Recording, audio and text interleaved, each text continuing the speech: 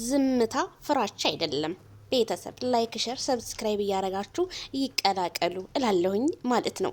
እንግዲህ ሩታ ምን አለች ማለት ነው? ከባድ ስሜት ማለት ለሴት በጣም ተከፍታ ልቧ በቃላት ተሞልቶ ነገር ግን ዙሪያዋን ስትመለከት የሚሰማት የለም።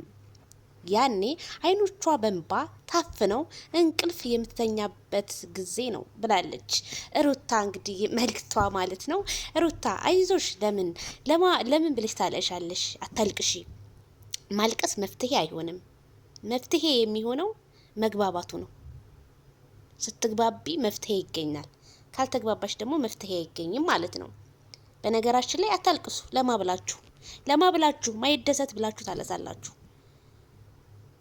በማልቀስ ዙሪያ አታልቅሽ ሩታ። ማለት የሚረዳሽን ሰው የሚረዳ ሰው ማይክል ጃክሰን ነበረ። ዳኒ እንደማይረዳሽ አየሽው? አይረዳሽም። ዳኒ ማለት ልቡ የተሞላ ወጠጤ ነው እኮ። እውነቴን ነው የሚልሽ። ምንም አይረዳሽም። አንቺ ብቻ ማይክል ጃክሰንን ቤትም ብለሽ ማሳመን እያለብሽ አንቺ አልፈሽ ተርፈሽ ራቆት ቪዲዮ ስትይ ህዝቡ ሆ ብሎ ተነሳ። ካልዳኒ ሙት ያ የሚወድሽ ህዝብ ሆ ብሎ ተነሳ። አበሻ አትግቢ።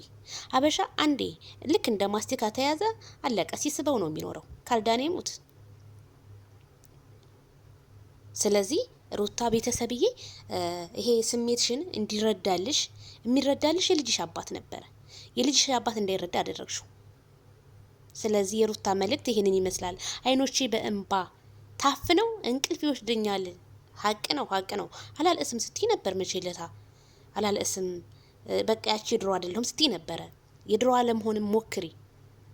የዋህ ስትሆኚ አንዳንድ ሰዎች በላይሽ ላይ በጭንቅላት ሽንታችንን እንሽና ይሉብሻል። የዋህ ማለት አልቃሻ አትሁኚ። አልቃሻ ስታለሽ እኮ እነሱን እንደምትወጃቸው ነው አንቺ ግን ያ ሰው አይረዳሽም። ድንጋይ ለሆነ ሰው ደግሞ ማስረዳት ከባድ ነው። ስለዚህ ለዳኒ ምንም አታስረጁ ነው የሚልሽ። እንደኔ በቃ ለማስረዳት አትሞክሪ።